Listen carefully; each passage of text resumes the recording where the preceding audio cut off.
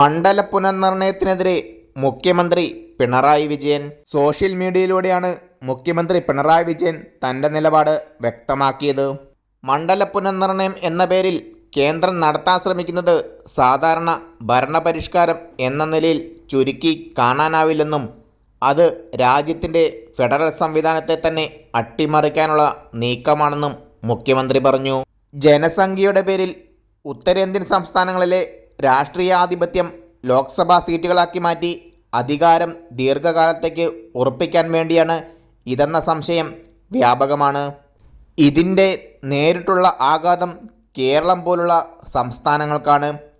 ജനസംഖ്യാ നിയന്ത്രണത്തിലും വിദ്യാഭ്യാസം, ആരോഗ്യം, സ്ത്രീ ശാക്തീകരണം തുടങ്ങിയ മേഖലകളിലും മുന്നേറി ഉത്തരവാദിത്തത്തോടെ പ്രവർത്തിച്ച സംസ്ഥാനങ്ങൾ ശിക്ഷിക്കപ്പെടുന്ന അവസ്ഥയാണ്.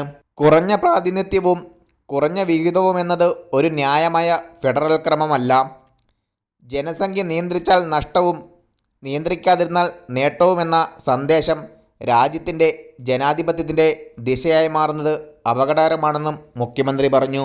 ഫെഡറൽ ഇന്ത്യയിൽ എല്ലാ സംസ്ഥാനങ്ങൾക്കും തുല്യ ബഹുമാനവും യുക്തിസഹമായ പ്രാതിനിധ്യവും ഉറപ്പാക്കപ്പെടണമെന്നും ഇല്ലെങ്കിൽ മണ്ഡല പുനർനിർണയ ബിൽ രാഷ്ട്രീയ ആധിപത്യം നിയമവിധേയമാക്കാനുള്ള കുറുക്കുവഴിയായിട്ടായിരിക്കും വിലയിരുത്തപ്പെടുകയെന്നും കേന്ദ്ര സർക്കാർ ഈ ജനാധിപത്യ വിരുദ്ധ നീക്കത്തിൽ നിന്ന് പിന്മാറണമെന്നും പിണറായി വിജയൻ ആവശ്യപ്പെട്ടു.